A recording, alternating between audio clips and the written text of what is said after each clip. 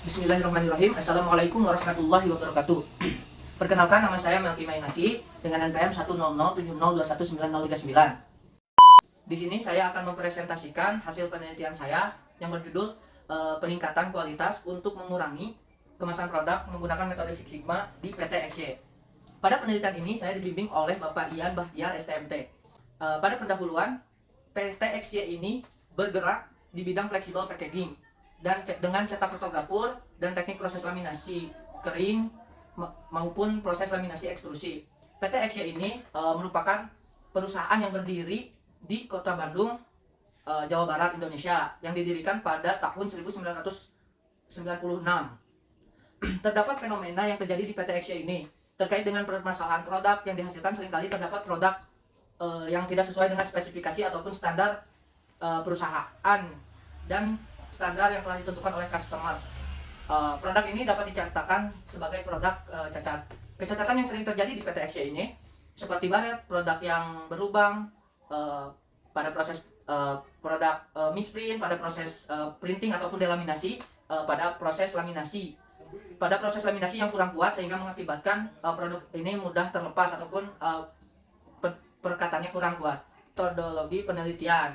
Metodologi penelitian ini yaitu yang pertama dilakukan studi pendahuluan, yang dimana studi pendahuluan ini terdiri dari studi literatur, studi lapangan, kemudian dilakukan identifikasi masalah, perumusan masalah.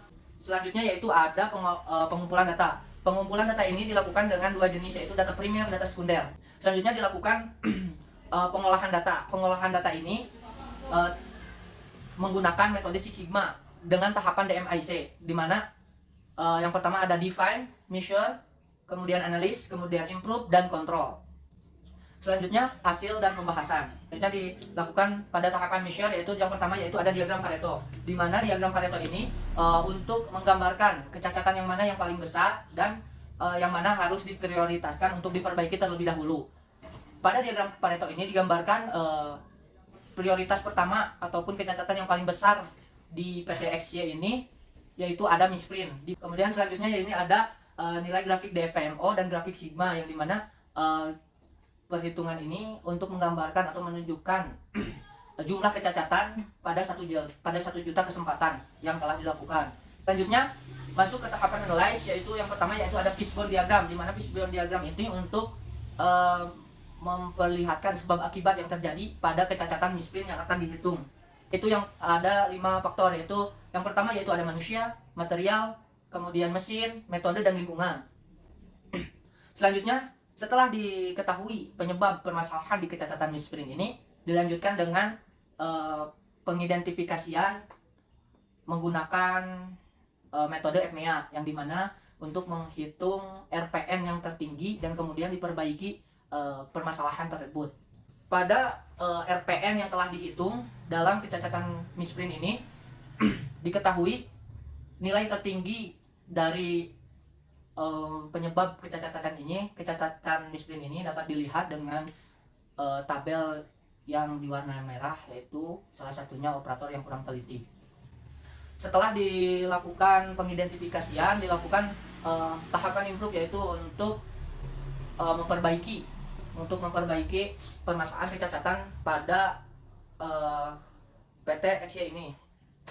Untuk perbaikan ataupun action yang dilakukan pada penelitian ini menggunakan metode 5W+1H, yang dimana di dalamnya itu apa yang akan dilakukan, kemudian di mana dilakukan penelitian ini, kemudian kapan dilakukannya, dan siapa orang yang terlibat pada penelitian ini.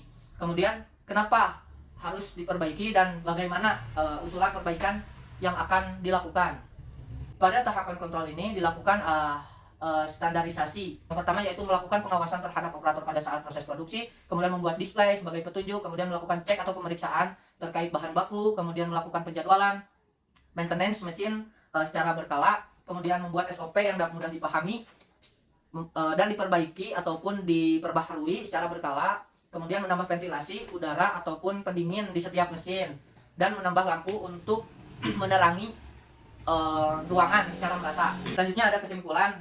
Kemudian kesimpulan di sini yaitu adapun masing-masing penyebab potensial dari faktor penyebab kecacatan yang terjadi ini ya disebabkan oleh 5 faktor yang sesuai dengan fishbone diagram yang telah dilakukan, yaitu manusia, mesin, material, metode, dan lingkungan itu terikat dapat menyebabkan produk cacat terkait. Kemudian yang kedua yaitu solusi perbaikan ini berdasarkan prioritas utama hasil FMEA yang memiliki nilai RPM tertinggi pada setiap mode kegagalannya. Adapun usulan perbaikannya yaitu memperbaiki panduan kerja, kemudian melakukan daftar periksa untuk bahan baku, mesin, dan yang lainnya. Kemudian pemeriksaan secara preventif untuk mesin, alat, dan lainnya. Kemudian menetapkan jadwal pelatihan untuk operator, dikarenakan kan sebelumnya penyebab kecacatan itu ada salah satunya manusia.